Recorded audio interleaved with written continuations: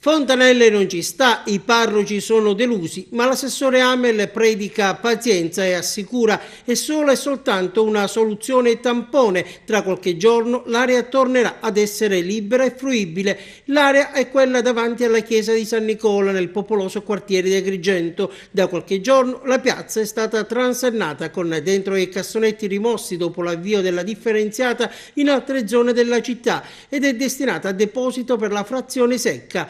Amel, sensibile alle sollecitazioni, rassicura la Chiesa e i cittadini di Fontanelle. Stiamo lavorando per individuare un altro sito. Chiedo pazienza e collaborazione in questa delicata fase. Sono ancora le parole dell'esponente della giunta Firetto. E per il neo assessore, lo ricordiamo, ha preso il posto del dimissionario Mimmo Fontana. Le gatte da pelare non sono poche. C'è anche la spinosa questione legata al centro storico. Stiamo valutando, spiega Amel, delle ipotesi per superare alcune criticità connesse al sistema del porta a porta. L'idea in cantiere, aggiunge, sarebbe quella di disporre che un mezzo sosti una volta al giorno in un determinato punto e consenta ai residenti che abitano in vie troppo strette o in punti non raggiungibili di depositare i propri rifiuti proprio su quel mezzo.